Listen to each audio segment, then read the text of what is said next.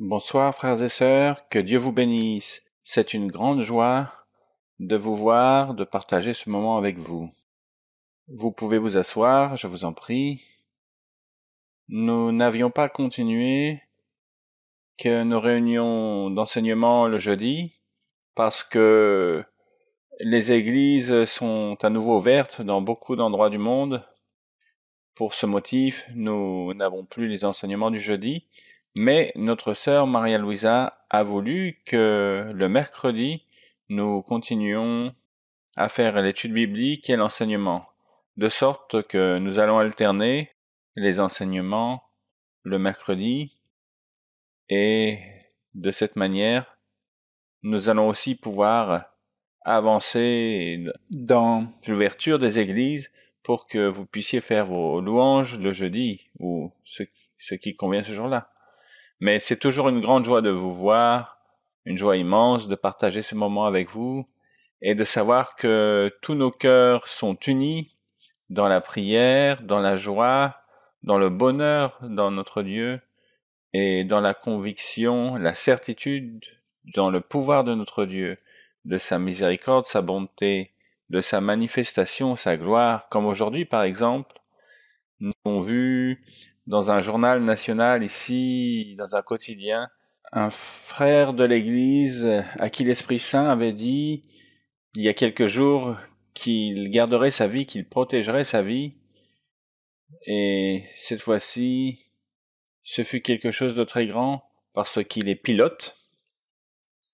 Il est pilote et il est sorti travailler hier dans son avion, dans l'avion qu'il pilote. Et le frère raconte que simplement l'avion ne répondait plus, qu'il a essayé de lui injecter de la puissance, mais l'avion ne bougeait plus, il ne fonctionnait plus, il ne répondait pas. Et le frère raconte que à un moment donné, l'avion était presque tombé par terre dans un impact très fort, et que juste avant de s'écraser au sol, il a remis sa vie au Seigneur.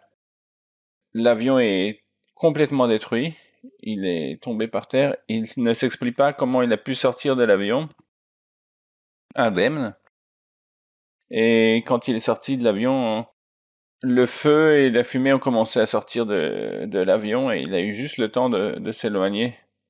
Et l'avion était sur le point d'exploser. Et quand les médecins l'ont autosculpté, ils ont dit qu'il était complètement indemne. On a vu ça dans les journaux aujourd'hui en Colombie. Et les gens sont très étonnés et surpris de voir comment Dieu soutient ses enfants. Ça nous aide aussi à comprendre que quand quelqu'un part, quand quelqu'un décède, c'est la volonté de Dieu. C'est parce que quand Dieu vraiment veut sauver une personne, il la sauve. C'est un exemple. Quand le Seigneur veut sauver quelqu'un, aujourd'hui, par exemple, de ce virus, de cette maladie mortelle, eh bien, il le fait, sans aucun problème. Dieu le sauve, le guérit. Vous le croyez, mes frères et sœurs? C'est quelque chose d'évident, parce que si Dieu a sauvé ce frère d'un tel accident, d'un impact depuis aussi haut, et que Dieu l'a sauvé, il n'a pas permis que l'avion explose avant que le frère sorte de cette situation incroyable. Cela signifie que Dieu peut sauver n'importe qui avec n'importe quelle maladie qu'il ait. Dieu peut sauver la personne qu'il veut. C'est aussi un enseignement pour que nous aussi, dans le fond de notre cœur, avec résignation, avec douleur, nous acceptions la volonté de Dieu. Parce que la volonté de Dieu est par-dessus tout. Et c'est lui le maître de la vie. C'est lui qui donne la vie et c'est lui qui l'ôte dans son temps. Gloire au nom de notre Dieu. Nous nous mettrons debout, nous allons lire dans nos Bibles, nous allons lire dans le livre d'Exode, dans le chapitre 20. Exode, chapitre 20, nous allons lire Exode, chapitre 20, nous allons lire dans le verset 12. Nous allons lire pour l'exaltation et la louange de notre Dieu. Honore ton père et ta mère, afin que tes jours se prolongent dans le pays que l'Éternel, ton Dieu, te donne. Louange à notre roi. Je vous invite à vous asseoir à nouveau. Nous allons prêcher ce soir au sujet des devoirs des enfants envers leurs parents. Les devoirs des enfants envers les parents. Et ici, nous voyons dans l'Antiquité que le Seigneur signala, établit à chaque enfant ce grand devoir d'honorer son père et sa mère, son papa et sa maman. Et quand il est dit honorer, cela veut dire plusieurs choses. Nous allons voir les différentes significations d'honorer. Cela veut dire respecter et obéir aux parents. Mais avant de commencer à développer ce verset, je voudrais préciser que cet enseignement s'applique aux personnes qui sont un fils et filles et qui font partie de l'Église, qui aiment le Seigneur et qui ont cru au Seigneur et qui suivent les commandements de Dieu. Et ça s'applique aussi quand les parents aussi font partie de l'Église, viennent à l'Église et qui suivent le Seigneur.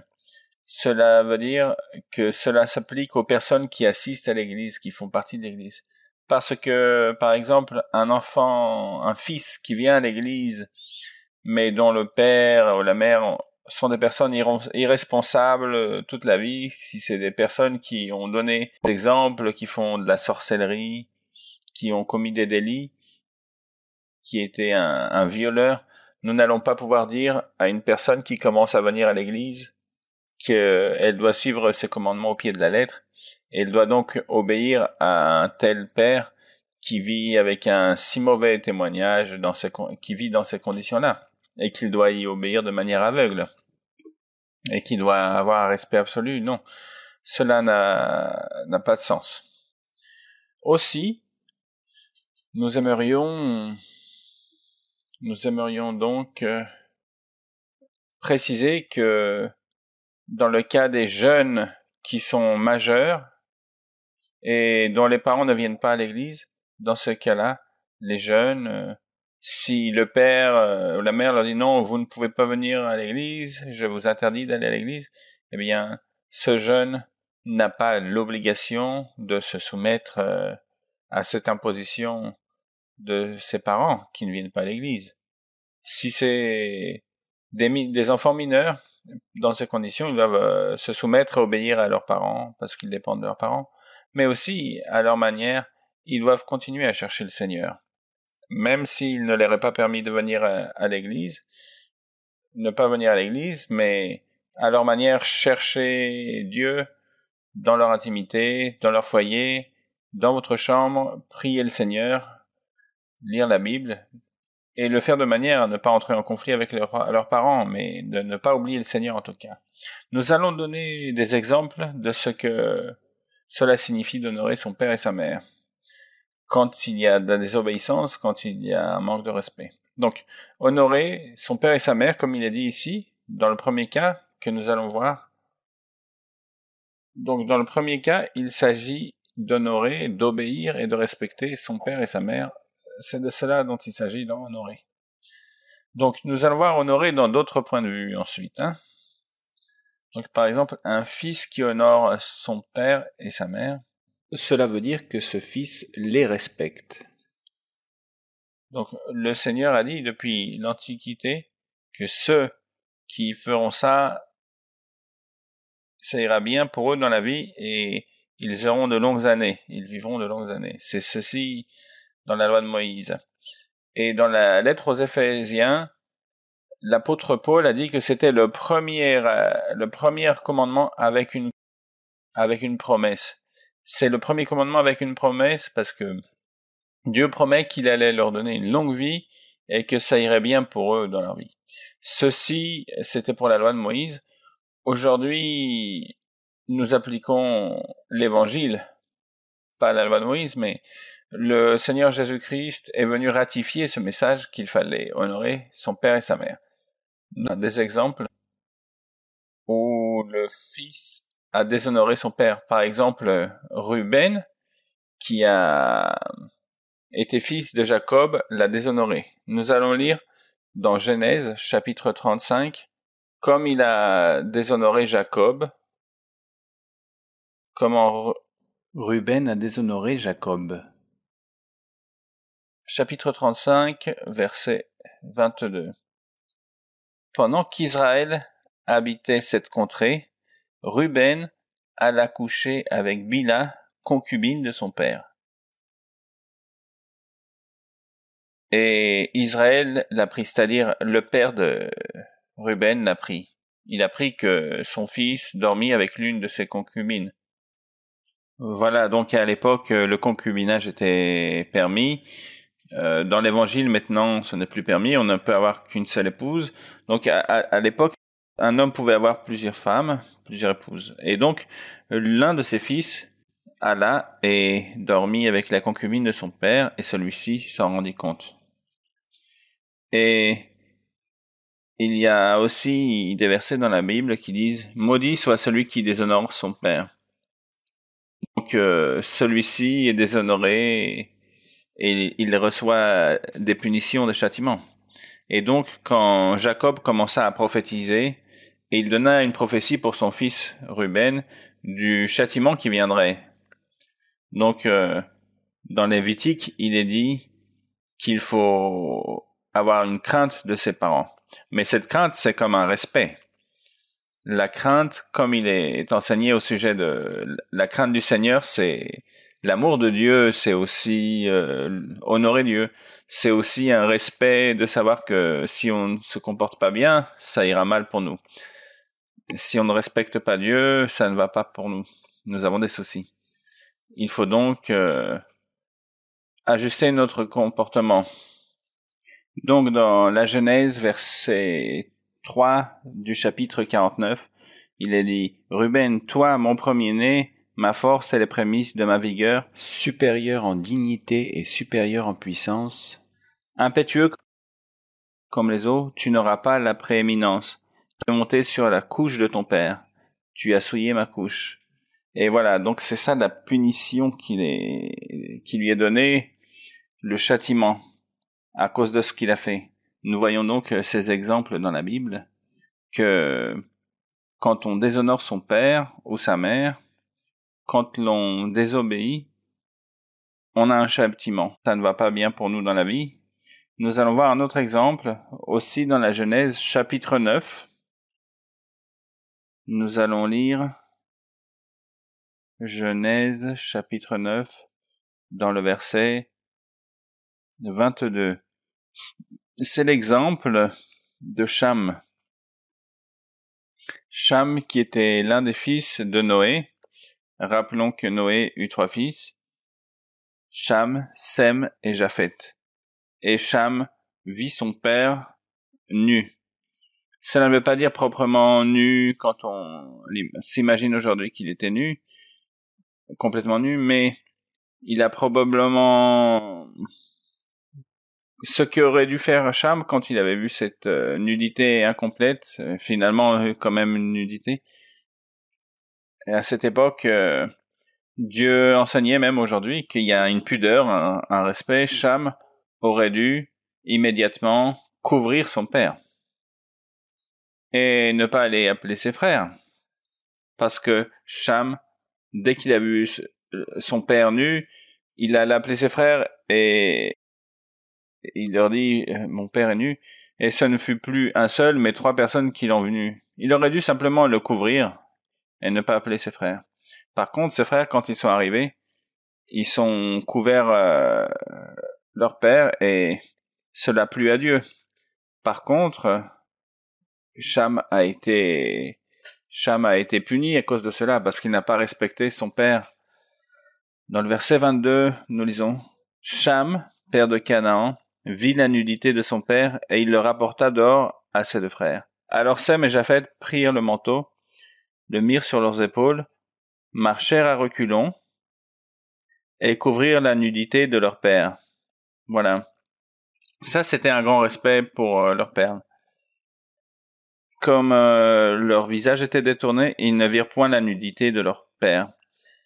Alors, cette malédiction vient sur Cham et même jusqu'à Canaan.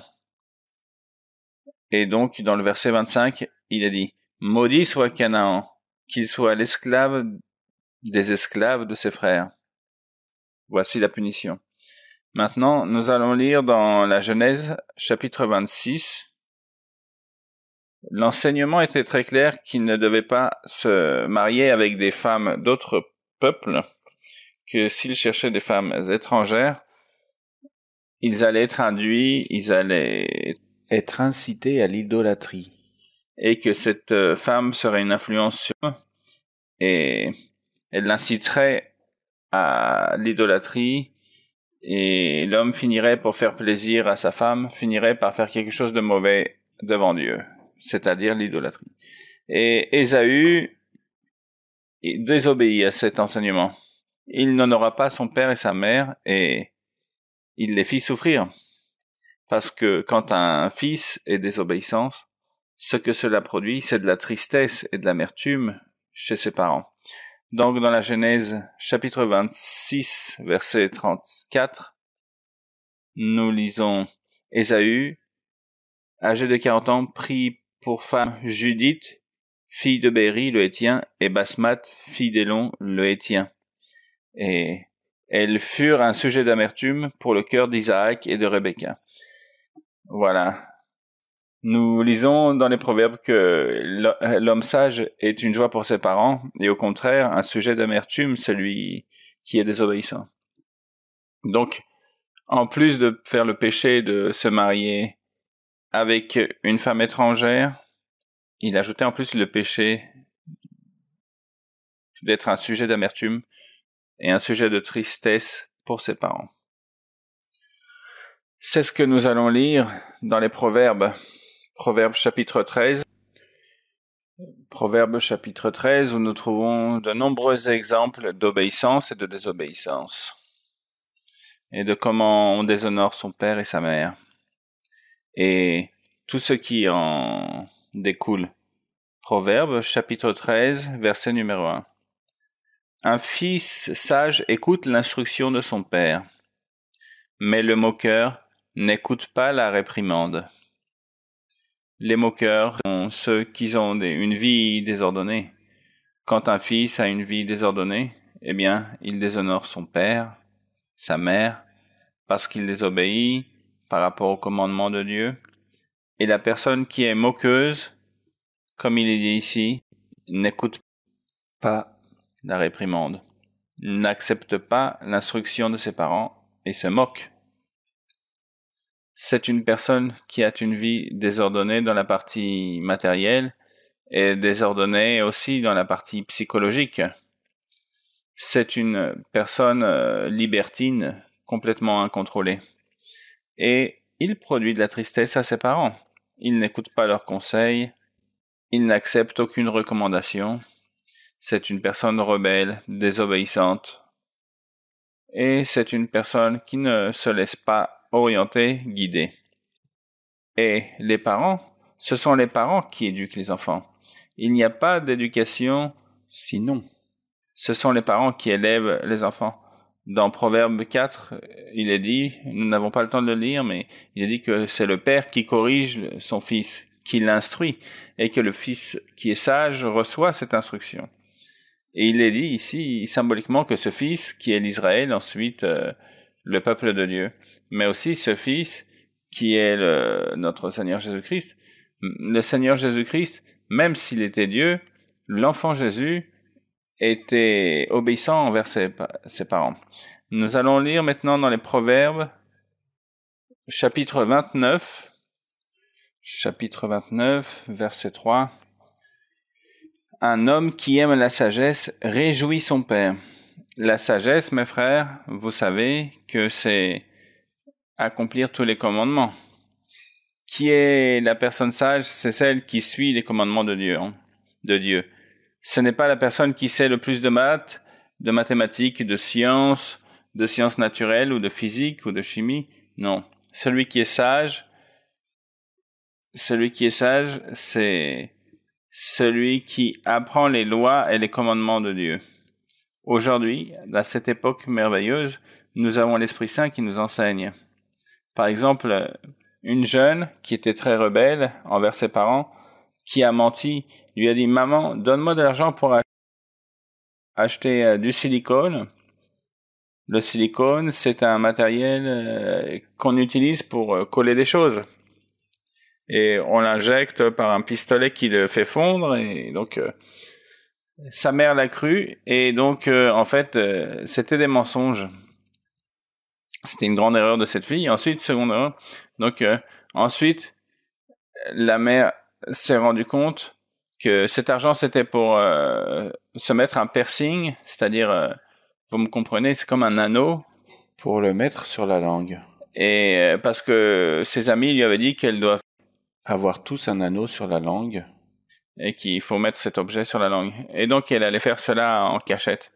Et donc, quand sa mère lui demanda, elle lui dit, oui, je vais me mettre ce piercing et je vais le mettre que cela te plaise ou non, maman, parce que, voilà, j'ai décidé ça. Et elle a une confrontation avec sa mère. Et sa mère est une personne qui cherche le Seigneur. Quelle option lui reste-t-il? S'agenouiller et prier le Seigneur. Elle sait que le Seigneur peut faire une grande œuvre d'aller enseigner chaque personne, parce qu'en vérité, il est très difficile dans ce monde libertin, dans ce monde dépravé, et où les gens réclament leurs droits, et où les gens croient de moins en moins qu'il faut honorer ses parents et les écouter. Chaque jour, les gens font de plus en plus ce qui leur paraît bien. Cette jeune, en fait, eut donc un rêve. Et le rêve fut d'un tel impact qu'elle alla réveiller sa mère et lui dit « Maman, je ne vais pas me mettre ce piercing. Maman, j'ai eu un rêve horrible, un cauchemar. J'ai rêvé que j'ai mis ce piercing et cette langue commençait à tomber en lambeaux. Et je sais que c'est un message que j'ai reçu de Dieu et je ne vais pas le faire. J'ai déjà demandé à Dieu et je te demande pardon à toi. » Et Dieu est derrière nous quand nous faisons des fautes, quand nous commettons des erreurs, et Dieu nous montre mon rêve pour que ça soit en privé, pour que ce ne soit pas devant tout le monde, mais quand Dieu nous corrige, nous devons rectifier notre comportement et lui demander pardon. C'est pour ça qu'il est dit, un homme qui aime la sagesse réjouit son père. Mais celui qui fréquente des prostituées dissipe son bien. Et cela ressemble à celui qui fréquente des prostituées, cela ressemble à des parents qui ont un enfant qui visite les endroits de prostitution. Et dans ce cas, c'était un fils qui vit dans le libertinage, dans la consommation de la drogue, dans les discothèques, qui vit une vie dépravée et libertine, et qui dépense tout l'argent. Cela rappelle le fils prodigue. Et cette personne perd son héritage, perd tous ses biens. Mais de nos jours aussi, un fils qui est dans la pornographie, qui voit la pornographie sur Internet, qui suit des mauvais chemins, dans des mauvais sentiers. On entend parler, par exemple, des personnes qui, pour pouvoir avoir de l'argent, qui deviennent des dames de compagnie, ou qui se prêtent à proposer des services aux hommes, même s'ils ne sont pas dans des maisons de prostitution, pour pouvoir avoir des revenus. Et un jour, le père ou la mère se rendent compte que cette fille, leur fille ou leur fils, quand ils se rendent compte de ça, que peuvent-ils sentir dans leur cœur? Une douleur immense, une tristesse immense de savoir qu'ils en ont à leurs enfants et que leurs enfants se comportent de cette manière. Donc en vérité, c'est quelque chose de très triste. C'est quelque chose de triste quand cela arrive dans la vie. Et cela arrive parfois. Et nous, les fils, les filles, nous devrions toujours tenir compte de ne pas produire de la tristesse chez nos parents, mais plutôt de penser à nos pères terrestres, mais aussi à notre Père céleste. Parce que Dieu aussi est très triste. Parce que ceci est désobéir, ceci est manquer de respect à nos parents, qui nous ont soutenus toute la vie, qui nous ont aidés à aller de l'avant, et c'est aussi mépriser Dieu, Dieu qui nous a levés de rien. De sorte que je pense que dans la vie, cela aide beaucoup de raisonner et de avoir des conclusions et de penser, je suis une personne ingrate. C'est de l'ingratitude de faire souffrir ses parents comme ça et de faire souffrir Dieu comme ça. Et quand l'on pense ça, on se libère du péché. En raisonnant et en faisant ce type d'analyse, on peut se libérer. Nous allons lire maintenant dans Proverbe 28, où il est décrit aussi une situation très triste. Nous lisons « Celui qui vole son père et sa mère et qui dit « Ce n'est pas un péché » est le compagnon du destructeur. » C'est le compagnon du destructeur, c'est-à-dire c'est ce qu'il y a de pire. Celui qui détruit, c'est comme un assassin. Donc, voler son père, voler sa mère, c'est vraiment un péché terrible. On entend parler de ce genre de choses, que un père avait une maison et ses enfants lui prennent et ils le laissent sans endroit pour vivre. Ou une maison de campagne, une propriété en dehors de la ville, par exemple, où il a 1 hectare, où il a quelques mètres carrés de terrain, enfin, un arpent. Et les enfants se débrouillent pour lui ôter cela, lui enlever cela. C'est ce qu'il a travaillé, c'est ce pourquoi il a travaillé toute sa vie, et il est à la retraite. Et maintenant, son fils l'a trompé, et il garde la propriété pour lui, et même il les chasse, et il les laisse sans rien. On entend parler de ces choses-là. Ceci est comparé à un destructeur. Ça veut dire qu'ils ne resteront pas impunis. Dans Proverbe 30, nous pouvons lire aussi, et c'est incroyable comment Proverbe peut être descriptif à ce point-là. Donc Proverbe 30, verset 11, on lit « Il est une race qui maudit son père et qui ne bénit point sa mère. » Qui maudit, cela veut dire qu'il les insulte ou qu'il leur répondent mal. Et de nos jours aussi, nous voyons beaucoup de jeunes qui sont grossiers avec leurs parents, grossiers envers leurs parents. Et Dieu enlève des bénédictions à ces jeunes parce qu'ils sont grossiers envers leurs parents. Il faut donc respecter la dignité de son père et de sa mère. Si on n'est pas capable de respecter, l'on doit respecter les personnes qui sont nos aînés et on doit respecter pour l'âge, pour la dignité, parce qu'ils gouvernent, et aux parents, parce que c'est votre père, c'est votre mère, c'est vos géniteurs. À travers eux, vous avez reçu la vie. Donc, c'est eux qui ont lutté pour vous. Donc, vous n'avez aucun droit de les traiter mal. Il y a même des gens qui les frappent. Il y a même des pays où ils ont dû sortir des lois, créer des lois, parce les enfants frappent leurs parents, les maltraitent. C'est vraiment une chose terrible. Et ils ont dû donc augmenter les peines et les sanctions pour ce type de comportement. De sorte que toujours un grand respect, une grande considération envers nos parents. Et si l'on n'est pas d'accord avec eux, on se tait, on leur dit, bon, merci de faire vos commentaires, on peut éventuellement gentiment répondre, mais ne jamais en tout cas leur répondre mal et crier. Nous allons voir maintenant honorer en tant que prendre soin d'eux, appuyer ses parents. Et nous allons voir 3 exemples. Dans les proverbes, donc nous avons déjà vu 2 sens de honorer. Le principal devoir est honorer ses parents. Et qu'est-ce que c'est honorer? Premièrement, obéir et respecter. Les honorer, c'est aussi s'occuper d'eux et ne pas les abandonner dans la partie économique. Nous allons donc développer ce concept.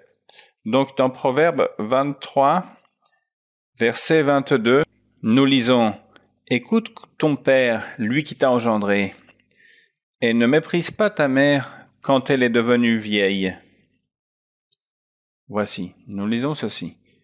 Quand il est dit que ta mère est devenue vieille, ne la méprise pas, cela veut dire ne la mets pas de côté, ne la rejette pas, ne fais pas comme si elle n'était pas là, ne ferme pas les yeux sur sa situation économique et occupe-toi toujours à ce qu'elle ne manque de rien.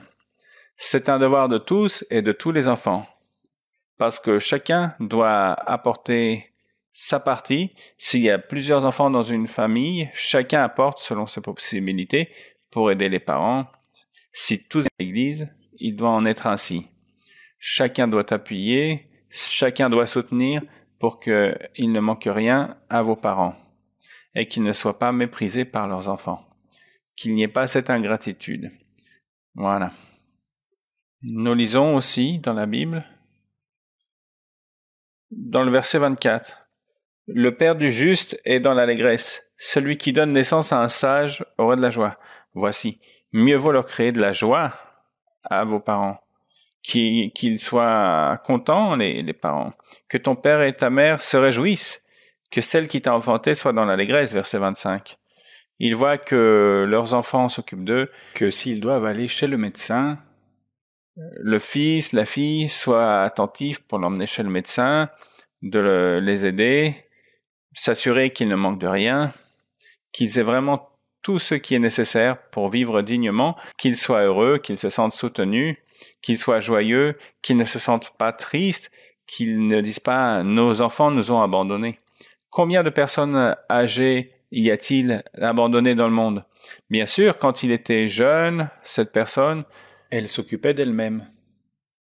Maintenant qu'ils sont des personnes âgées, qu'ils ont vieilli, qui n'ont plus de force, voilà, tout le monde les a oubliés, tout le monde les méprise, mais non, ce n'est pas juste. Qu'ils soient joyeux, qu'ils soient heureux, qu'ils aient une vieillesse tranquille, heureuse, qu'ils se réjouissent de cette période et qu'ils se réjouissent de leurs enfants. Voilà. Nous allons lire dans Matthieu chapitre 15, où il est enseigné que à cette époque, les gens de l'époque, ce qu'ils faisaient, c'était de dire aux parents, non, mon père, je n'ai pas de quoi vous aider, ce que j'ai, c'est pour l'offrande du temple. Et voilà. En déposant mon offrande du temple, dans le temple, c'est ça mon aide. Et le Seigneur Jésus leur disait, non, monsieur, ce que vous devez faire, c'est les deux choses, l'offrande du temple, mais aussi appuyer votre père et votre mère. Vous ne pouvez pas dire que l'un remplace l'autre. Donc, nous cherchons Matthieu 15. Ce que cela veut dire de nos jours, c'est qu'aujourd'hui, on peut pas dire, non, mais je n'ai pas de quoi, c'est parce que j'ai des engagements. Non, mais dans les familles, il doit y avoir un soutien, une solidarité pour aider les parents de chacun dans le couple.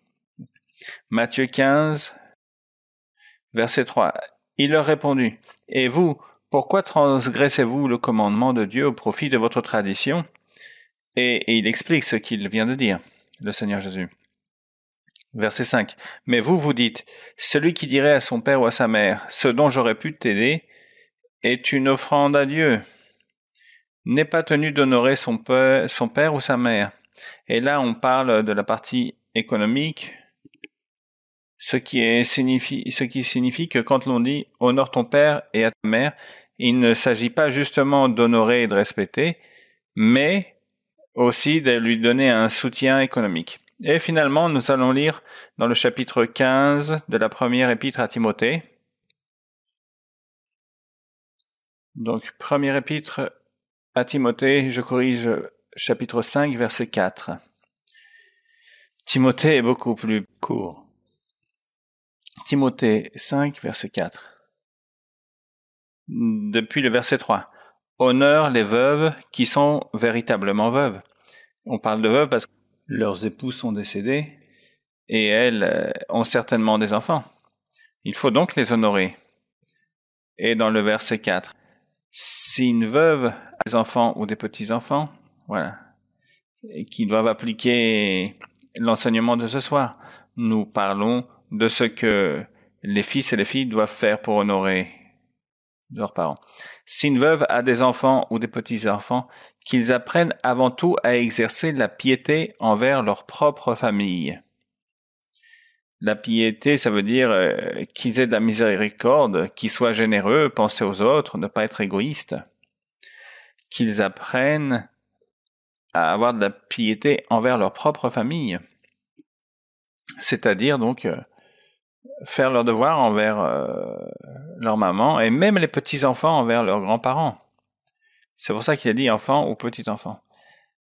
Et à rendre à leurs parents, comme c'est beau de dire et rendre, on doit rendre à ses parents.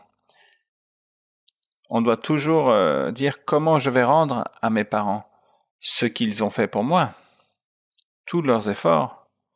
Toujours penser à ce thème, à avoir de la pitié, à avoir de la miséricorde, à être généreux envers ses parents, parce que ceci est bon devant Dieu. Il y a tellement de commandements devant Dieu. Mais ce commandement est très important pour Dieu. Et aussi dans la Bible, il nous est enseigné que honorer père et mère, pour terminer, à avoir avec l'amour envers eux. Et c'est même une vénération envers eux. C'est pour cela qu'il est dit dans la Bible que nous devons nous souvenir que nos parents nous rappelaient à l'ordre, nous les vénérions. Parce que le mot vénérer est aussi pour les êtres humains. Non, vénérer c'est que pour Dieu. Non. Vénérer est aussi pour les êtres humains. C'est un amour très grand. Et il est dit dans la Bible que les fils vénéraient, les enfants vénéraient leurs parents, même si cela les punissait. Donc, il est dit que si les enfants vénéraient leurs parents, même si cela les corrigeait, Dieu dit, comment n'allez-vous pas m'aimer moi? Comment n'allez-vous pas me suivre? Comment vous n'allez pas avoir cet amour envers moi, dit le Père Céleste. Nous allons lire dans l'Épître aux Hébreux, chapitre 12. La Bible parle de ce point. Hébreux, chapitre 12, dans le verset 9. D'ailleurs, puisque vos pères, selon la chair, nous ont châtiés, et que nous les avons respectés, ou vénérés dans la Bible en espagnol, c'est-à-dire nous les aimions énormément, ne devons-nous pas bien, à plus forte raison, nous soumettre au Père des esprits pour avoir la vie? Pour avoir toutes les bénédictions. Dieu nous donne toutes les bénédictions spirituelles, la vie éternelle. Nos parents nous ont donné les bénédictions matérielles, mais Dieu nous donne la bénédiction éternelle, spirituelle. Pour ça, nous devons le vénérer.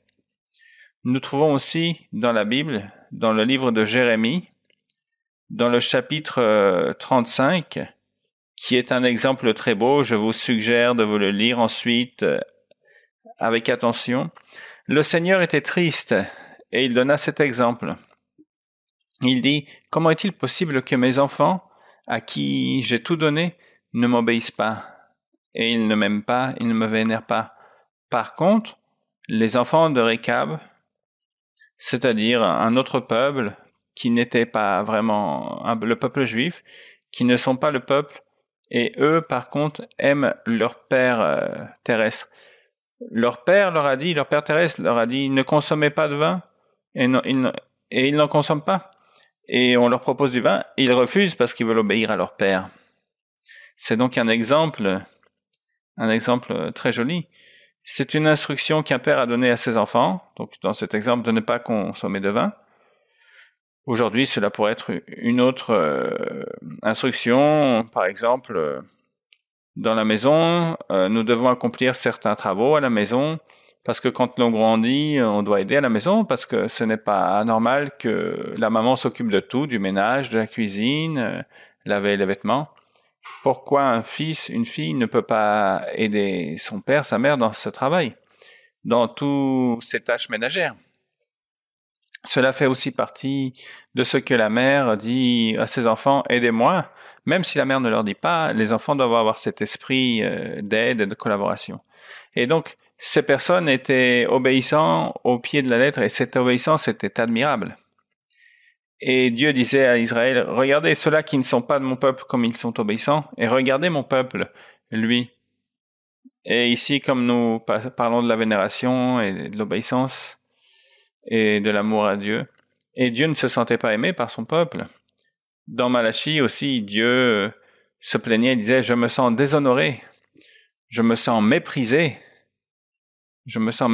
par mes propres enfants, disait le Seigneur. » Ce sont des paroles profondes et ça nous émeut. Et donc dans Jérémie verset 35, nous lisons dans le verset 5, donc Jérémie, je mis devant les fils de la maison des Réchabites des coupes pleines de vin et des calices, et je leur dis, buvez du vin. Mais ils répondirent, nous ne buvons pas de vin. Jonadab, fils de Récab, notre père, nous a donné cet ordre. Vous ne boirez jamais de vin, ni vous, ni vos fils. Donc de génération en génération, il nous a donné cette instruction. Vous ne buvrez pas de vin, depuis le père, le grand-père. Et voilà. Quand on aime quelqu'un, on respecte et on honore la parole de cette personne. Et ce que cette personne, le père, la mère vous disent. Et là, il y a toute l'explication qui est très belle et je vous suggère de lire à partir du verset 14 et suivant quand vous pourrez. Et là, nous ne pouvons pas à cause du temps. Dans les Proverbes, chapitre 17, la Bible enseigne au sujet de ce que doit être cette vénération, ce grand amour envers les parents. La Bible enseigne dans Proverbe 17 quelque chose de la vie pratique. Les enfants des enfants sont la couronne des vieillards. Et donc, entendons ceci, non, les grands-parents disent, attendez d'être grand-père, et là vous comprendrez. Parce que l'amour d'un grand-père, d'une grand-mère envers un petit enfant est quelque chose d'immense. Donc, première partie de ce verset. Et la deuxième partie, et les pères sont la gloire de leurs enfants. C'est-à-dire, l'honneur, l'orgueil des enfants, ce sont leurs parents. C'est ce qui est dit ici. Et c'est ainsi que nous, dans nos devoirs envers nos parents, nous devrions toujours être fiers de nos parents, orgueilleux, fiers de nos parents. Nous devons être heureux dans notre cœur de voir l'exemple de nos parents, de voir ce que nos parents ont fait dans la vie pour nous, de voir comment ils ont lutté, de voir comment ils nous ont enseigné, de voir ce qu'ils font de nos jours s'ils suivent le Seigneur. Quand un enfant sent cela, quand nous voyons l'amour de Ruth envers sa belle-mère, même si c'était sa belle-mère, un amour si grand, une vénération si grande, tout comme une jeune qui voulait étudier dans une université à Bogota et qui vivait dans une région éloignée de Colombie, mais qui n'avait pas la situation économique, mais qui était si obéissante et elle aimait tellement sa mère qui était seule, mais qui avait élevé ses enfants. Elle a gagné une bourse. Elle a gagné une bourse pour étudier dans une université très chère de Colombie. Et la bourse lui a même suffi pour amener avec elle sa maman pour qu'elle vive avec elle à Bogota. Et c'est une personne extrêmement bénie dans son étude, qui a déjà énormément d'opportunités professionnelles, d'opportunités de travail qui s'ouvrent dans sa vie professionnelle. Oui, cela vaut la peine. Oui, il y a une grande réponse d'aimer ses parents, d'avoir cette vénération, d'avoir cette fierté de ses parents, de se sentir orgueilleux de ses parents, de se sentir heureux d'avoir ce père, cette mère. Et peut-être que le père et la mère ne soient pas là, mais il faut se souvenir de ce qu'il a été, ce père, de ce qu'a été cette mère, et de ce que cela a signifié pour la vie de cette personne, de ce fils de Dieu, d'avoir eu des parents bien, si bons, et d'avoir eu cette bénédiction de Dieu. Gloire à Dieu. Levons-nous, frères et sœurs, nous allons prier le Seigneur. Nous allons prier le Seigneur pour qu'il nous aide à être des bons enfants, des bons fils, des bonnes filles, pour que nous puissions accomplir tous nos devoirs, toutes nos responsabilités, pour que de cette manière Dieu nous bénisse, parce que si l'on fait pas ses devoirs, Dieu nous limite les bénédictions, nous réduit la bénédiction. La bénédiction ne flue pas.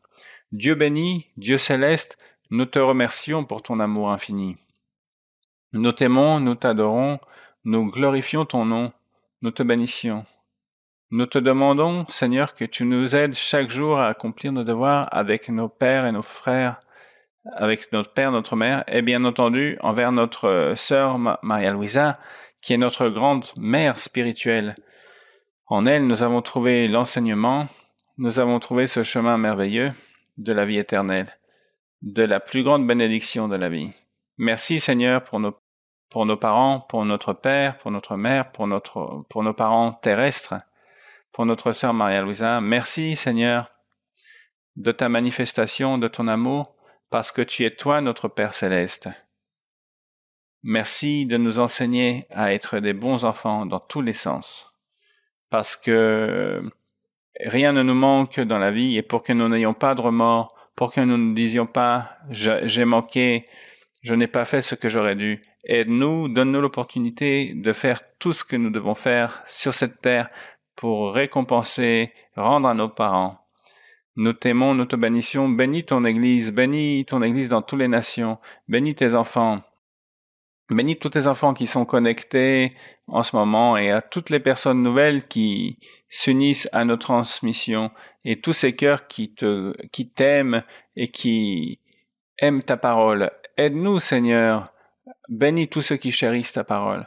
Libère-nous tous les pièges et tous les dangers que met l'ennemi sur notre chemin.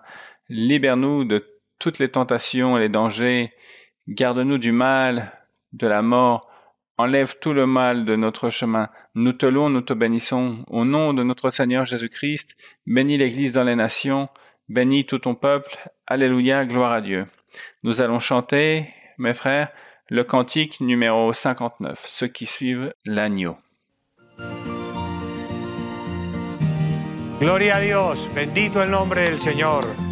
Grande es, poderoso es el Señor. Alabado desde el siglo y hasta el siglo. Él es digno de alabanza, poder, honor y gloria. Bendecido nuestro Señor. Gracias por todas tus bendiciones. Gracias por todo tu amor. Gracias por darnos lo mejor, el privilegio tan inmenso de disfrutar la bendición de tu parte, Señor. Todos los días de nuestra vida, todas tus bendiciones. Gloria a Dios. Estos son los que siguen al Cordero. Estos son los que siguen al Cordero. Los que alaban de día y de noche al Señor. Estos son los que siguen al Cordero. Estos son los que siguen al Cordero. Estos son los que siguen al Cordero. Los que alaban de día y de noche al Señor. Estos son los que siguen al Cordero. Estos son los que siguen al Cordero. Estos son los que siguen al Cordero. Los que alaban de día y de noche al Señor. Estos son los que siguen al Cordero. Gloria a Gloire à Dios. Dieu, béni et loué soit le nom de notre Seigneur. Un grand salut à tous, que le Seigneur vous bénisse et vous garde. À très bientôt.